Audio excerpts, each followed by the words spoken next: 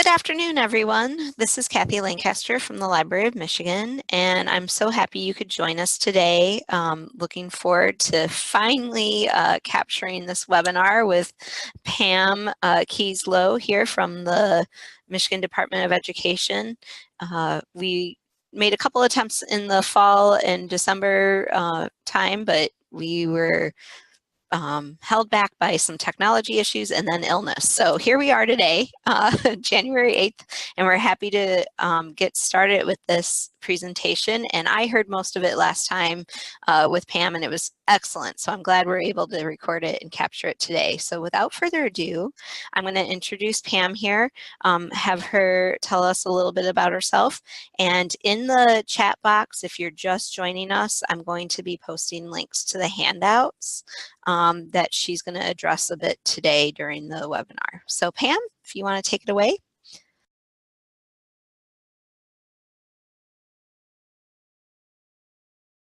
Got it. Thank you so much, Kathy. I'm really glad to be back, and welcome to whoever's online today. I'm happy to join you to talk about homelessness, in particular about homeless youth, children, and their families, and how that relates to libraries. And just a little bit of background on me. My degrees are in psychology, but I've always worked in educational settings. I worked for 10 years in the Kalamazoo Public Schools as their Title I family coordinator, as well as their homeless liaison. And then I became their grant coordinator for the county's homeless grant, and ended up coming to the state to work on disproportionality and special education for a few years before this position came open. And I've just had my 10th anniversary in this position. So I've been doing this work for a long time. I'm happy to share our agenda today. I want to give you just a brief overview of homelessness in general, talk about the differing definitions and categories of homelessness, describe for you some of the school district's homeless education programs and the federal homeless assistance programs, and then get down to specifics and talking with you about how to recognize those folks struggling with homelessness of any age and connecting those customers of yours to assistance in your area. We'll talk about some local resources, and I'll be happy to take your questions throughout as well as at the end.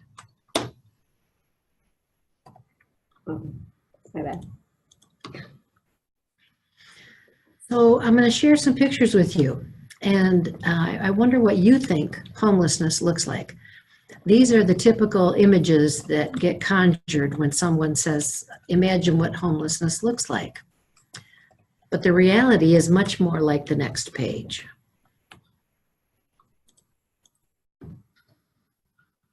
Families, children, and youth are the fastest growing population of homeless in this country and in this state. There are always individuals experiencing homelessness. Sometimes they're more visible. You see them on the corners panhandling with their signs oftentimes. Many times those are the mentally ill who were put out of institutions back in the 80s, and their way of surviving is to panhandle for change, to find food to eat, and sometimes places to sleep. Sometimes they feed their habits. But in reality, the largest growing population are families with children.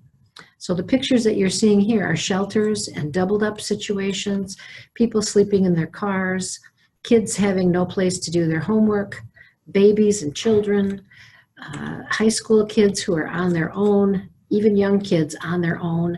And some of them do tend to graduate from high school if we can support them long enough. So I want to make a real strong emphasis on this one. Homelessness is an economic issue. It's not a character flaw. The three top reasons for homelessness, or factors contributing to homelessness, are the ones that are bolded on this screen. Lack of affordable housing, poverty, and domestic violence. Yeah, I think so. Yep. The lack of affordable housing is depicted here in some data that was just published in 2018. I'm guessing since it's federal data, it's probably 2 years old, but it is the most current data available. In Michigan, the minimum wage is $9.25. The average renter's wage, someone who can afford rent on a 2-bedroom apartment at fair market rent, is $14.27. 2-bedroom housing, in order to have a 2-bedroom house and be able to afford that, maintain it, $16.85. There's a number of renter households and a percentage of renter households. But if you look at the chart at the bottom, that's staggering. Those are different areas around the state and what it costs in terms of a housing wage to be able to maintain a 2-bedroom rental at fair market rent. You'd have to make 21 something in Ann Arbor to do that. That's okay. Most of these folks are having to work 2 full work weeks to be able to afford their housing. So we need to discuss the different categories of homelessness. Sometimes in the news you'll hear that homelessness in the country and in Michigan is decreasing. And when you hear those statistics, they're typically from the Federal Bureau of Housing and Urban Development, otherwise known as HUD. They have 4 categories of homelessness, and the one that's most typically reported is category 1, literal homelessness. Individuals or families who are living on the street, in a shelter or transitional housing that's paid by a shelter, or in hotel or motel rooms that are paid for by charity or government organizations. Imminent risk of homelessness means that those folks will be losing their housing within 14 days, and they don't know of any other resources or support networks to get other housing. Category 3 is the one that most of our students in Michigan fall under, homelessness under other statutes. The McKinney-Vento Act that we'll talk about in a moment, the Homeless Assistance Act, separates the definition in terms of education and housing. The category 3 covers all those folks who are in the education definition. Unaccompanied youth that are under 25, families with children and youth who don't have any of the other category factors to get HUD assistance with their housing. They haven't had a lease, they have moved more than twice in the last 60 days, and they're much more likely to remain unstable because of specific barriers or special needs with parents or children. And then category 4, fleeing domestic violence. You don't often see those statistics reported because they are kept very confidential for safety reasons for the families and youth. So here's an overview of the housing services that are provided by HUD at the federal level, which translates down to the state and local levels. And in each of the categories of service, I listed which categories of homelessness can get services there. Anybody can get emergency shelter if it's available, if there are openings, etc. In rural areas, shelters are few and far between. Even in urban areas, you're going to find that many times they're full or overflowing with a wait list, and they have a whole variety of rules that keep people from utilizing their services. Some of them are religious-based, and clients are forced to participate in religious services there, whether they belong to that religion or not, and that turns some people off. There are smoking regulations, there are drug use regulations, there are curfews. Kids 13 and up, typically, if they're male, are separated into the men's side of the shelter rather than being able to stay with their families. Fathers who are homeless with children typically can't have their kids housed with them in most shelters. So it's really a restrictive environment, and that's why not everyone who is homeless will seek shelter. Transitional housing is another shelter program, but it's provided to those individuals as a separate housing. There may be apartment complexes, there may be individual homes that are set up through a program, but you're still participating through the shelter program when you use those services. Rapid rehousing is the most favored program because it puts the clients in charge of their own income and financial usage of their funds. If they have income, they are helped in the first 6 to 9 months with their gradually reducing rent payments. And as they can stand on their own 2 feet, the rental support is decreased down to the point where it's eliminated. And then they've just had a helping hand to get back into a home. And the only categories that are eligible for this are the literally homeless that we talked about and the domestic violence clients. Permanent supportive housing is what you probably have heard of as Section 8 housing, public housing. And again, those categories that are eligible are the literally homeless and those fleeing or attempting to flee domestic violence.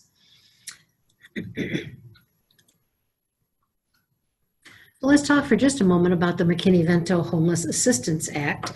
The education sections, the basic definition is the same until you get to this part. The education sections of this law give homeless children and youth specific rights for educational services. They get to remain in the same school district even if they move outside the district boundaries.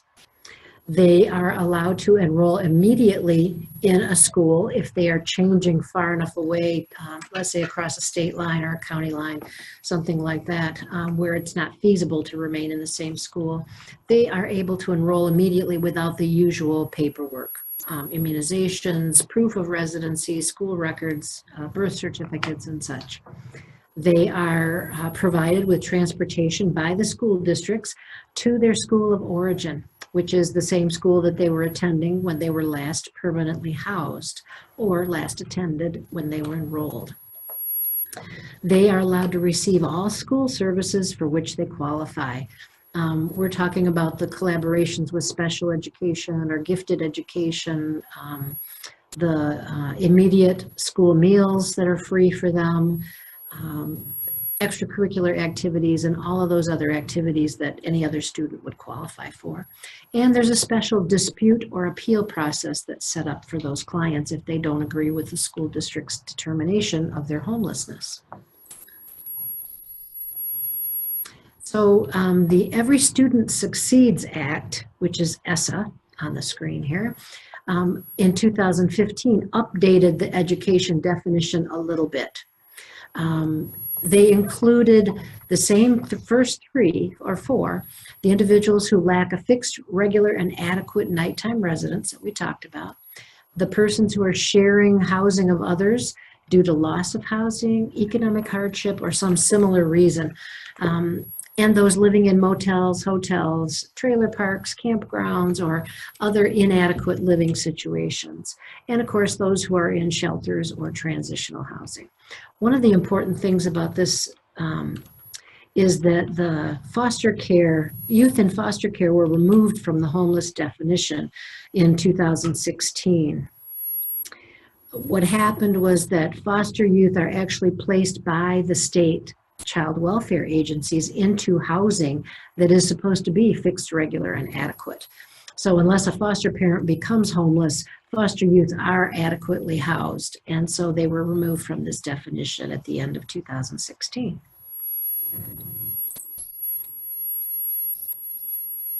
Special definition here for unaccompanied homeless youth.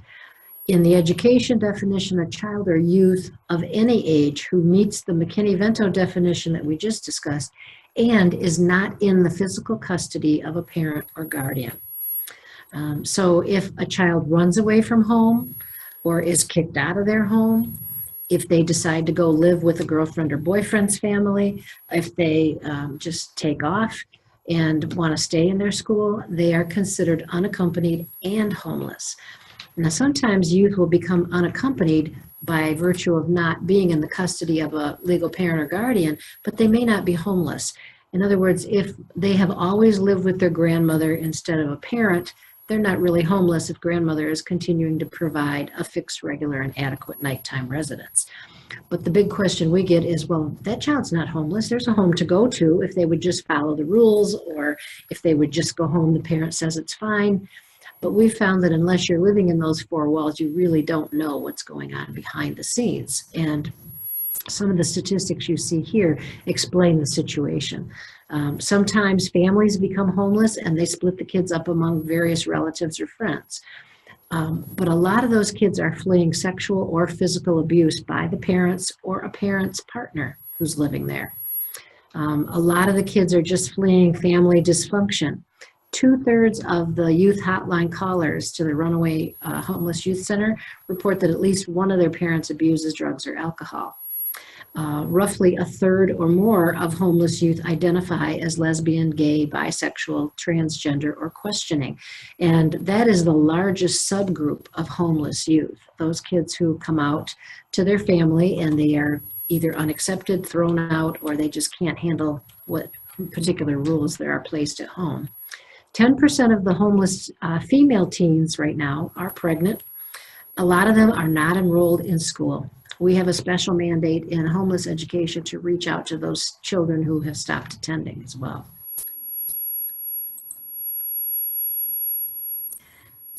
A little bit of background on the education definition. We talked a little about the fact that shelters are not always an option because not all communities have them, particularly for unaccompanied youth or minors. The shelter demand very often exceeds the supply. People are turned away from shelters on a regular basis, unfortunately.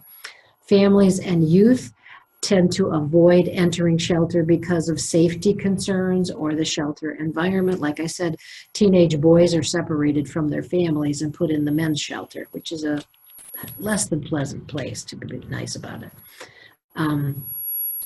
Shared housing arrangements are very often unstable, and you'll see in a few moments the statistics, but it's across the country and in Michigan, it's over 70% of homeless students identified are living in doubled up situations where they're sharing housing with other families, friends, and sometimes even strangers just to have a place to stay at night. And they're very unstable. They could be put out at any moment. So school districts under this law since 1987 have had specific responsibilities. The ESSA, Every Student Succeeds Act in 2015 just updated them a little. The law has always applied to all public school districts, traditional public schools, charter schools, and public school academies, as well as intermediate school districts and regional education service agencies. They're all considered districts by the federal government, and so the rules apply to all of them. Every district is required to designate an appropriate staff person to serve as their local homeless education liaison.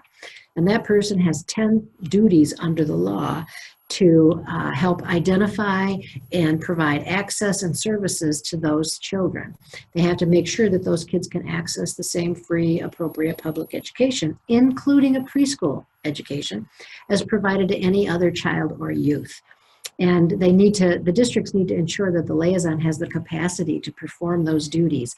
It's difficult because along with this requirement doesn't come a funding. Oh, everybody gets $10,000 a year to fund their homeless liaison.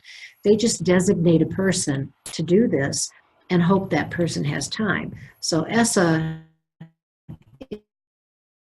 included the fact that the districts now have to do the duties, in particular attend trainings and make sure that they're getting all the right information to be able to do those 10 duties.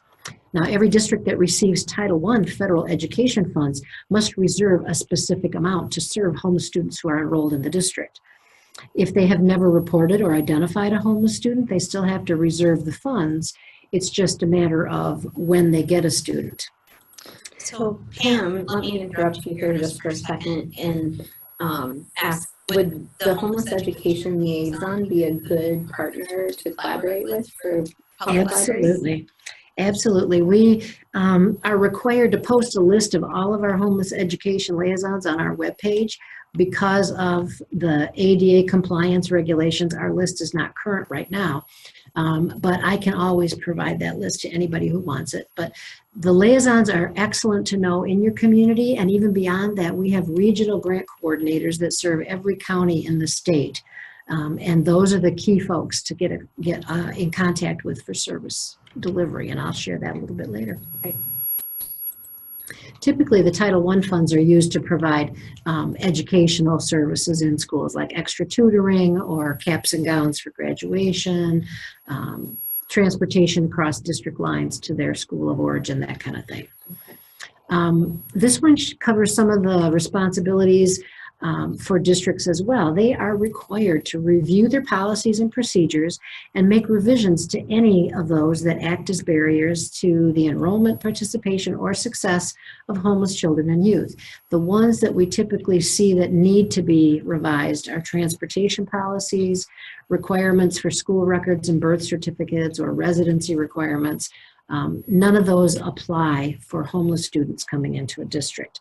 It's not that they don't have to have them later, it's that they can enroll and immediately attend without them, and the liaison will help the family get those.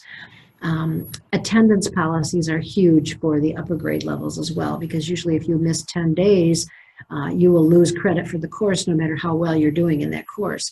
And a lot of our students who are experiencing homelessness miss days of school for a whole variety of reasons that are directly related to their homeless status. And so there are requirements that exceptions be made. Students are given extra help to do credit accrual or partial credit if they're transferring districts. If they participate in school activities and they can't afford the fee for, let's say, field trips or after-school clubs or activities, those kinds of things, sports teams, then the grant and the districts help pay for those things. Districts are also required to put special attention to ensuring enrollment and attendance for kids that are experiencing homelessness who are not currently attending. And typically it's not, people think of high school kids who've tended to drop out or just stop coming to school, but we find kids of all ages with huge numbers of absences because they didn't get to school or because the parent is so busy in survival mode, they can't get up in the morning to put them onto the bus, or even if the school arranges transportation, they're not out there to be picked up. So we do focus on places where kids of varying ages might be spotted during the school day. And truancy officers are sometimes our best friends for helping to identify those kids and reconnect them with school so that they can get meals and other services that keep them stabilized. And I think in the public library world, we see a lot of that. We see a lot of the truant students coming in, and our first reaction in some of our libraries is no students allowed during school hours without a pass, for example, especially if you're near high school or middle school. And then there's other regions that there might be a lot of homeschool students and such, and so it's not strictly enforced. So it might be a good path to network with the truancy officers as well. Absolutely. Let them know when you see those kids coming in and have them hanging around, or just have some materials available. We'll talk more about that later, but have some materials available to let them know that they can get back in school. They can, no matter how many days they've missed, they can get services and be enrolled and receive free meals and support to keep them coming to school. So here's some of our data. We just updated this. We got our 2017-18 data just the day before this was originally aired. So the data slides have been updated since our original November attempt at broadcasting. So we've gone back from 2009-10 school year up to the current 2017-18 school year. And you can see during the recession that the numbers really went up. And a lot of families experienced foreclosure, eviction, and loss of housing. And it takes quite a while to get back on solid financial ground and be able to rent or lease a home or an apartment. Typically, those are the folks that we find doubled up or in those little cheesy motels with the whole family in one hotel room with 2 beds in it and all their possessions piled up in a corner, because nobody will rent to them with an eviction or a foreclosure or bad credit history. It's the first thing they ask when you go to apply for an apartment or a rental home. So there's a lot of families out there that are just not allowed to do a rental. They can afford it, they work, they have plenty of money. In fact, they pay more in a month for one of those little motel rooms than they would to live in an apartment or a home. But we started seeing a little drop off in about 2014 when the economy started to pick up a little bit in Michigan. And we've been dropping our counts a little bit since then every year. This is where you can see the nighttime residencies of our homeless students. The vast majority, as I said, 76% in 2017-18 are living doubled or tripled up with friends, relatives, couch surfing, just bouncing around. Shelters and transitional housing accounted for only 15%. 7% of our folks are bouncing around to various motels and hotels. 2% are listed as unsheltered. And typically what that means is that they're either living outside in a category that's not counted as sheltered, or they are bouncing so rapidly that we can't track them and they're listed as unsheltered. They might not be in the same place 3 nights in a row. Subgroups that we are required to identify and serve include students with disabilities in that first column, unaccompanied homeless youth, English language learners, and migrant students or migratory students. The unaccompanied homeless youth, again, are those that are not living with a legal parent or guardian.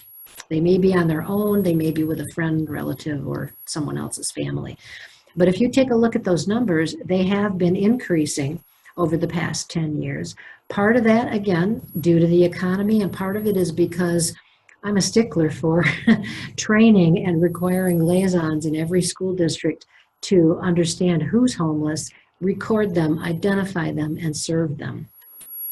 And so better identification has also contributed to those increasing numbers. But I circled the one that knocks my socks off every time: unaccompanied homeless youth. Yeah. This is the grade level. When we're talking about homeless students, a lot of people think we're talking teenagers that run away for a little while. And if you look at the grade span, there's preschool, kindergarten, all the way up through 12th grade. And they're fairly stable with peaks at kindergarten and 12th grade. The most likely time for a child to experience homelessness is in infancy. So we're not even tracking them unless our shelters are giving us that data. So we're looking at all of those numbers right there just in the 17-18 school year, unduplicated. And is it true, I've heard the Michigan average age of homelessness is 7. Yep, some years it's 9, some years it's 7.5. This last year or 2 was 7. This one indicates one of our biggest struggles. The students who experience homelessness, and this is true pretty much across the country, but this is Michigan data from 2016 that came through and published in 2018, where they have the lowest graduation rates of any student subgroup. And when you look at those other subgroups, it's staggering. Lower than students who don't speak English as their primary language, lower than students with disabilities. Homeless kids are graduating at a lower rate than any of those. It's just incredible. This is an image of our state and the coverage of our McKinney-Vento homeless education grants. When I started this role in 2008, we had 30 grants. They went to individual districts. We had over 750 districts at that time. Now we have over 900. But 30 districts out of 750 some were the only ones who got extra money to support homeless kids. And my first week on the job, there was one little guy in Wayne County who had moved multiple times in that week, who had gone to different schools to enroll, not knowing that they didn't have to change schools, and who was given 3 different sets of paperwork, his family was, 3 different sets of services being offered, and 3 different, basically, new school systems that he had to navigate. And I said, oh, no, we're not doing this. Mm-hmm. So we started at that point. Our grant cycles are 3-year cycles. They started a new one during the American Recovery and Reinvention Act. I can't think of the name. Anyway, it's the ARA period where we had double the funding. So it was a perfect time to require our grants to go to consortia of districts rather than individual districts. So the smallest size that was allowed to get a grant was an ISD. So any ISD could apply. Many of them went together to apply. We have 33 grants, and they cover all counties now. And we have 908 school districts, and it's about 96 to 98% of all districts that are included in our grants. There's a handful out there, the charters that pop up and down and are too new to be connected yet. But most times the ones who are not participating seem to think they don't have homeless students, which is deceiving, shall we say. And they're the ones who think if they don't do the grant, they don't have to follow the guidelines, which is a mistake.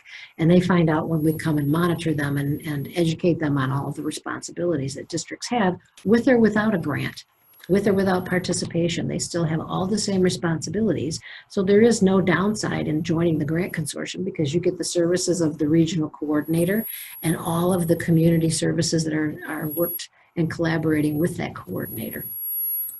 So the colors in that map just indicate the different grants. We'll have a list of coordinators for you later. I think it's in the handouts.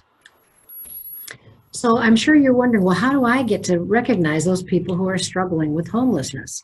Remember the pictures at the beginning, they don't look like that for the most part. If you see someone who's looking and acting like those pictures, chances are they are a mentally ill individual who may or may not be homeless. So there's no foolproof way to know by looking if they're homeless. Because they have dirty clothes or raggedy clothes, or they don't look like they brush their hair in a week, you can't assume they're homeless. It might just be the signs of mental illness or addiction or some other issue. Here's some things that can help you to discern this. Wearing multiple layers of clothing. If you see somebody with clothes that have 3 or 4 layers of sweatpants and jeans and whatnot, or 4 sweatshirts and a jacket, or 2 coats on, and all of those kinds of things, that typically indicates that that's a person that might be sleeping out in the elements. And you could probably be right in guessing that they need some support for housing. People who wear the same clothing several days in a row, not always homeless, but when you see that they are also wearing layers and wearing the same thing every day, and it gets dirtier and dirtier and stained and it doesn't change, then that's a good clue. The one that I found that really has shared a lot of true cases, especially in schools, worn or shabby shoes, shoes that are obviously way too small or way too big, have told a lot of our liaisons that this is a child who's struggling. And if they're not homeless, they're certainly in poverty, typically. Parents will do their best to provide their kids with shoes for school, but when they continue to come with the shoes that have duct tape holding the soles on, or patching holes in the sides of the shoes, or their toes are sticking out the end, or they're scuffing around in 4 pairs of socks because the shoes are not the right size, those are pretty good clues. And we can also help them get some of those services and items through our grants. Sometimes the cleanliness or odor that you may notice from some of these folks depends on their mental status more than it does on their homeless status. You can't always go by that. One of the other big ones is a regular public routine. If you see somebody every single day who is sitting around outside waiting till you open, goes back outside afterward, or you see them in the park every day, or at the same public bus stop every day at the same time, just sitting in there, not taking the bus, maybe lying down on a bench in the park or a bus bench, that's a good sign that that person is probably living outdoors or in public and not in a shelter. Even if you're in a shelter, they typically put folks out from 6 a.m. to 6 p.m. That's when they're supposed to be looking for jobs and services and meeting with caseworkers and such. But a lot of these folks that are suffering and are depressed or mentally ill in general are shuffling around outside like that, just looking for time and a place that's warm to kill time. So some common signs of homelessness among youth. Again, it's not foolproof, but just some noticeable signs. If you're talking to a young person who obviously has a lack of educational continuity, you're talking to maybe a 10-year-old who doesn't know how to tie their shoes, who doesn't know how to write their name, the city they live in, their mother's phone number, those kinds of things are typically skill gaps that may happen when they're missing a lot of school or they don't go to school at all. Kids with poor hygiene, poor health, poor nutrition are not always homeless, But we tend to see a lot of our kids in that state, and they sleep in class because they're up all night in survival mode or hiding from abusers, or they're not able to sleep because they're hungry or scared or outside or, doubled up on the floor and it's just not comfortable. Little kids especially, sometimes we'll see them hoarding or stealing snacks at school, putting extra food at lunch in their pockets to take home to younger siblings who don't get to eat at school. A lot of the food hoarding and stealing is younger kids that are in homeless situations. Another big thing we see is attendance, participation, and transportation problems, tardiness or timeliness at school. They may arrive late. We had middle school students when I was a liaison who would come an hour late every day. Coincidentally, their younger siblings' elementary school started about an hour after the middle school does. And what was going on is that their parent was basically out of commission due to addiction, and the middle school child was acting as parent to get the little ones off to school and on their bus, and then she would come to school an hour late, so she missed first period every single day. So by helping that situation, getting her to school, getting them to school, and helping the parent to get some services, that will oftentimes mediate those problems. Again, kids that you see wearing the same clothing every day, if it's dirty, if it's not fitting well or not kept clean, those are situations to check on because we can take care of that. A lot of our schools have gotten laundry facilities right at the school so that they can take the clothes that the kid is wearing, give them used clothes or even new clothes to wear and wash those other ones if the parent doesn't have that. Some of our grants have gotten donations of laundry soap and bounce for the dryers or whatever, dryer sheets, as well as vouchers for free laundromat services for some of our kids and families. Then the shoes. Yeah, the shoes thing is a big sign for kids. Lack of preparation, especially for homework. If they have projects at school and they never turn them in, good chance they don't have the materials to do a project. They go out and buy things to make a diorama or whatever.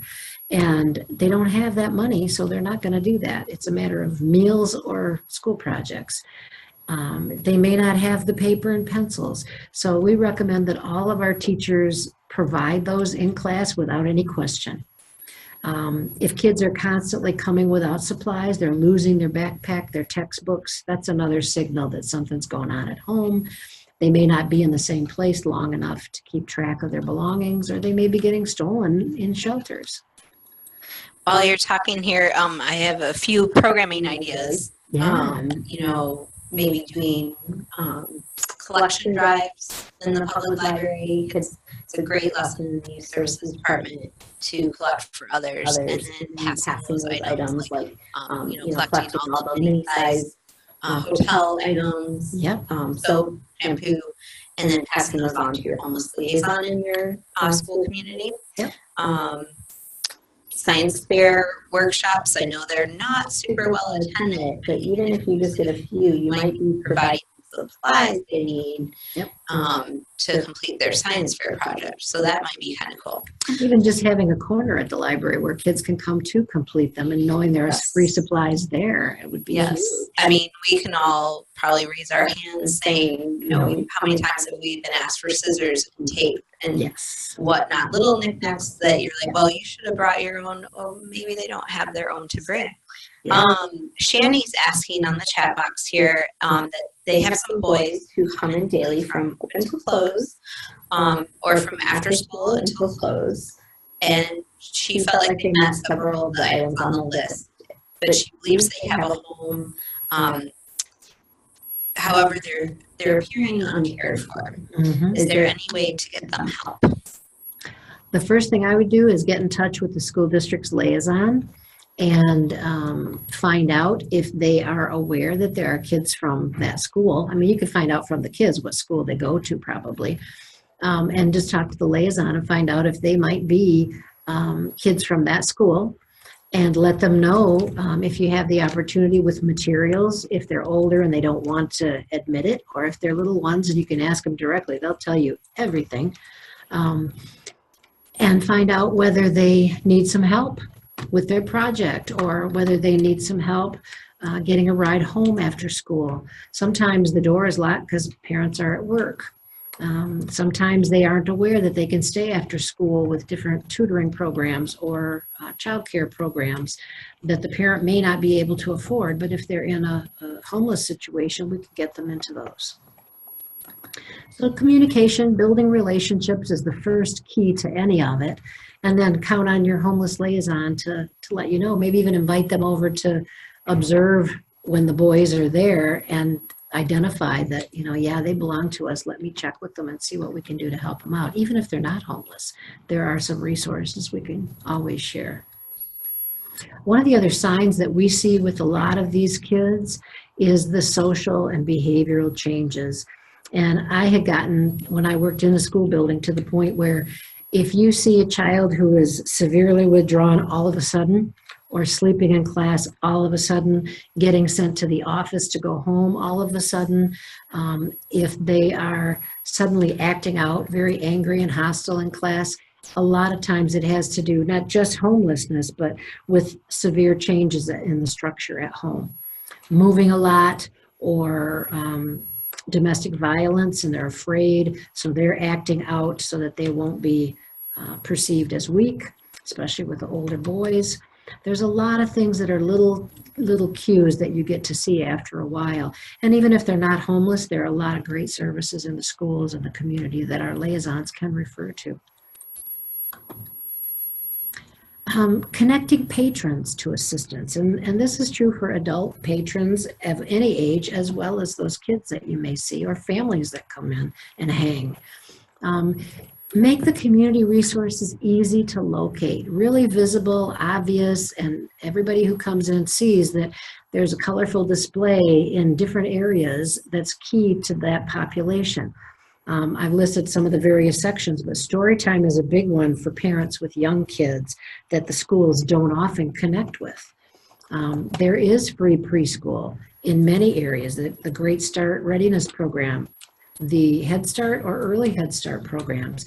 If the child has a developmental delay, the early on programs, even for toddlers and infants, can help. So that you could key the display to the age of the person in that section of the library. And your homeless liaison and regional grant coordinator can provide materials that have all kinds of service referrals, contact information, and whatnot. And keeping those stocked, putting up some of the posters that we have related to students' educational rights when they're homeless, or families' educational rights for their children when they're homeless, can go a long way just to getting some questions asked. And if it's not from someone who needs the services, it might be from someone who's willing to help coordinate help for those individuals as well. Especially in your computer area. I know a lot of kids come in to do their homework on the computer because they don't have a computer or don't have internet at home.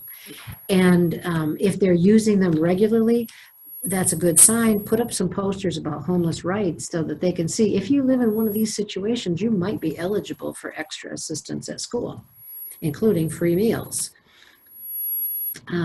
Even the schools that are virtual online schools are required to serve homeless students and identify them. So it's really important to know that, you know, if they're coming in and they're hanging for the whole day, they might be in an online virtual school.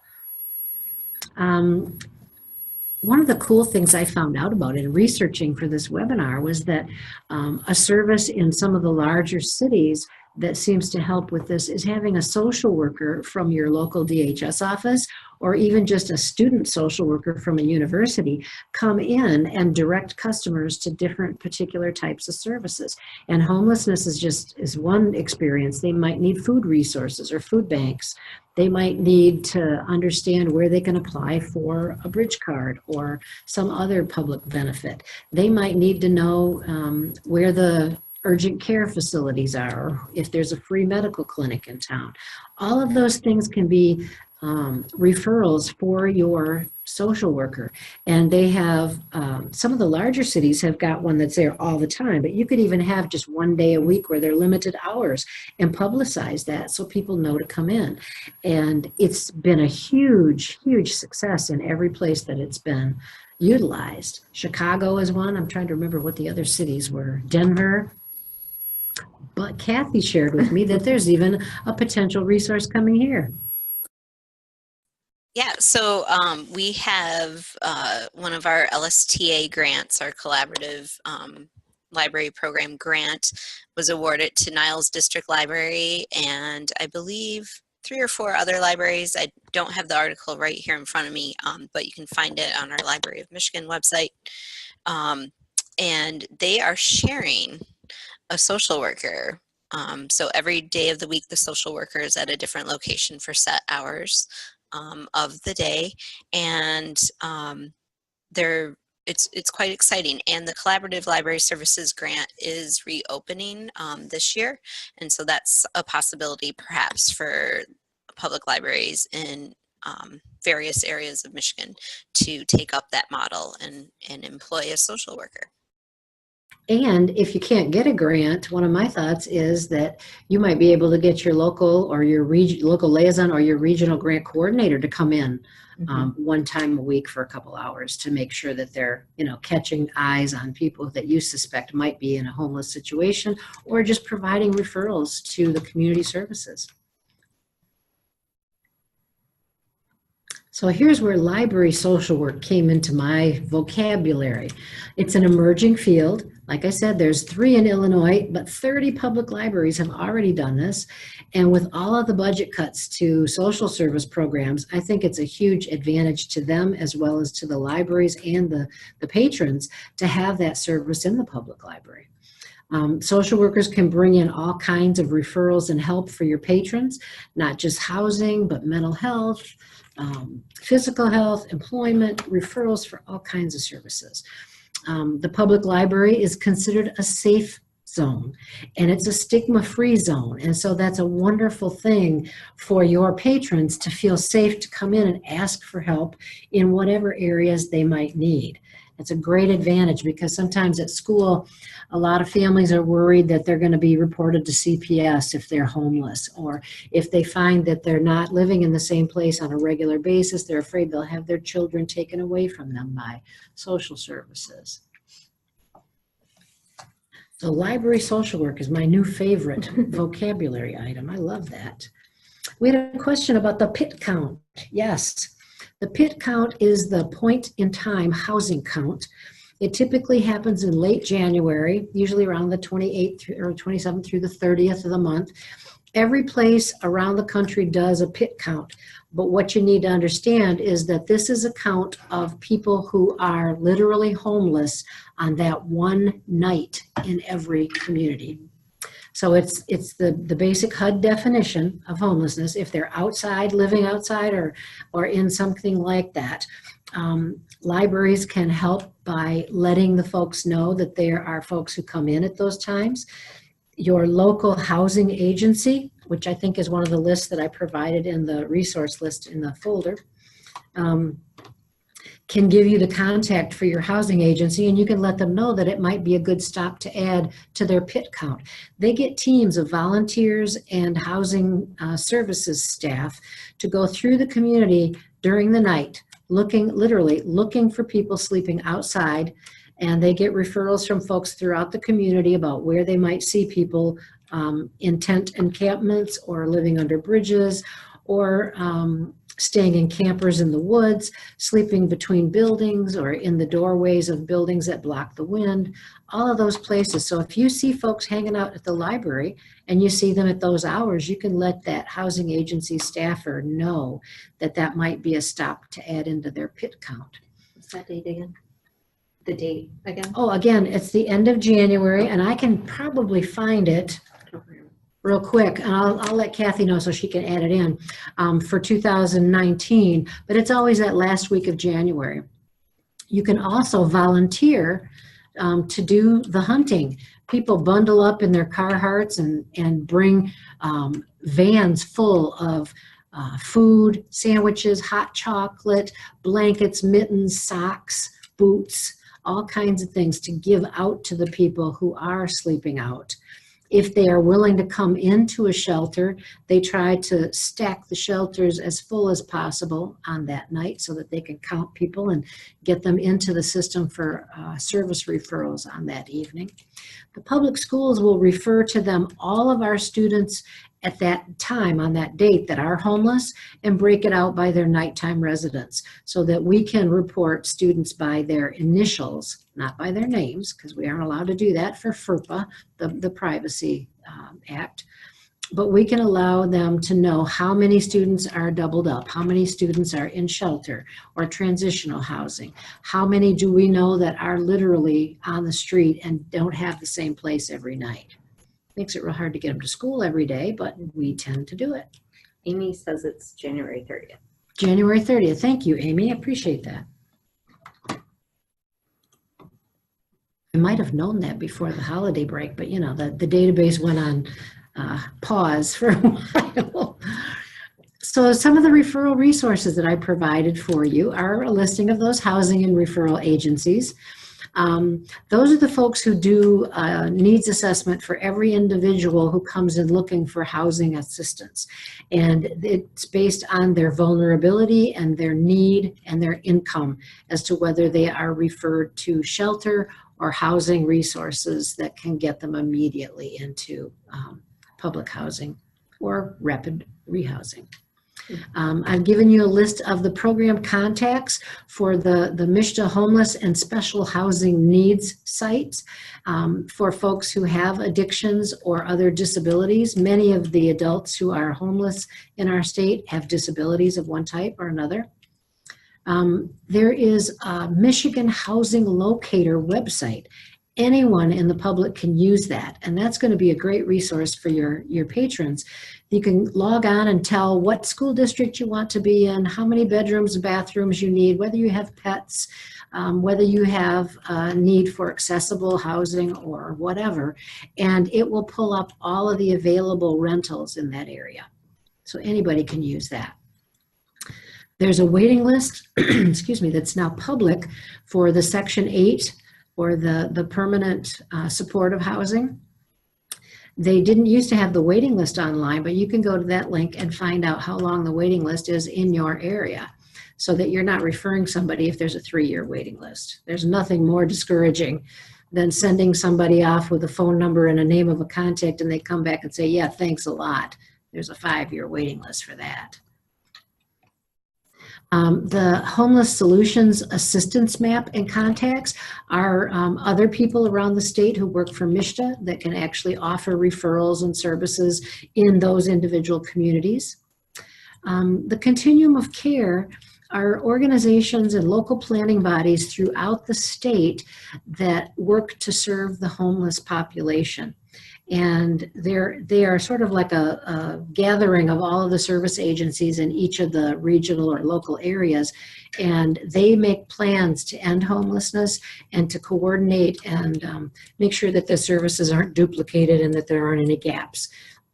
We have one at the state level that serves a lot of our rural counties. So they're not applying to HUD directly. Some of the larger continuum of care groups apply directly to HUD for their funding. There's also a contact list for the homeless and runaway youth agencies throughout the state, and those are federal benefits from the Federal Department of Health and Human Services for students, I want to say 14 to 24, but some specific programs for the younger ones of school age that are minors as well. Michigan Department of Health and Human Services now has all of their public benefits applications online at MyBridges. And you can help folks go through those applications, or if you get a social worker or regional coordinator in, you might be able to get them to do that with your patrons. And then the regional homeless education coordinators that cover the whole state have every referral for the local and regional services available from all of the continuum of care and public benefit organizations, as well as school services for your entire region. Some of them have their own brochure that talks about school services and has a listing of regional services for social needs and other things. So if you talk with those folks, they can even come in and do a presentation at the library for parents or families or just in general they're really usually happy to get out there and spread the word about the services. And so we can get those kids back in school and eating and doing their homework and being in attendance and succeeding in school. Okay, I've given you here some of our resources for homeless education. These sites will provide webinars, either in real time or recorded. There are materials you can order, posters and brochures, flyers of certain things. There we go, one more. There we go, that's a fast finger. Yeah. The National Center for Homeless Education, yeah, it's doing it again. The National Center is our federally funded technical assistance and training site. They have everything you could ever imagine, but they just redid their website. So it might take you a minute to find what used to be pretty easy to find. I'm still getting used to it myself. There's a national hotline for their services. Parents and the public can call and ask about what to do if they see somebody that they think is homeless, or if they want to get information to share in their area. You can get the state coordinator and liaisons information from them as well. There's a domestic violence hotline, and they will connect you to the Michigan Domestic Violence Services, National Network for Youth, and the National Runaway Safe Line. That's one that I would promote because they even provide rides for youth who are homeless and are far from home and want a way to get back to their family. And is that available in our handouts? Any flyers for that network? I believe there is, and if you go to the National Network for Youth, there are direct links on there for the Safe Line and all of their services. The National Association for the Education of Homeless Children and Youth, or NACY for short, is our national membership association, and that's open to anybody who's interested in working with homeless children in schools. They do professional development. They have scholarships that you can donate to for homeless students going to college. There's all kinds of great information and data on there, as well as presentations that you can access to learn more for yourself.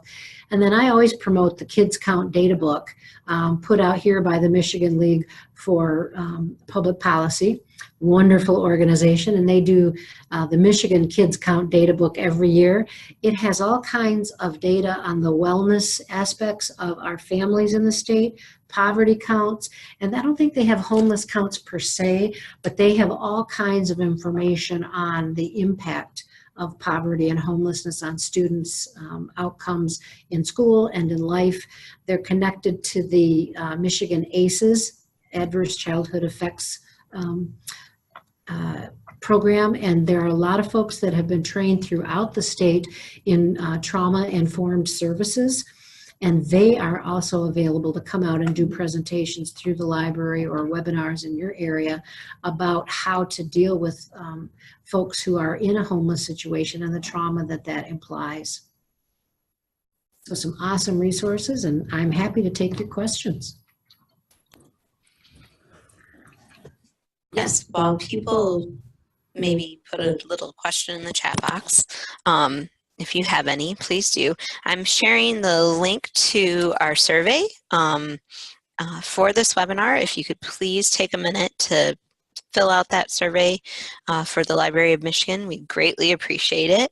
And of course, I'm going to be emailing a link to this webinar, as well as all the handouts and the slides to the webinar to everyone who registered today. So thank you. And I don't see any questions.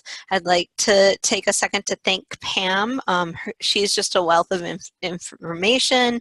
She's inspiring. I'm so excited we were able to make a connection in a meeting. I think we met once, and I immediately handed her my business card because I was like, you have to do a webinar for me. So thank you so much, Pam. Oh, I'm happy to do it. My contact information is also on the last slide, and I believe that's in a PDF format in the handouts. We may need to update it with the latest data. But that's my office number and my email. Email is always easy because you'll find that I answer it at every time of the day or night. Most of us do. But I'm happy to talk with you about getting something locally set up for you or refer you to your regional coordinator too. Thanks for taking part today. Great. Thank you, everyone. I hope you have a great afternoon. and we'll talk to you next time.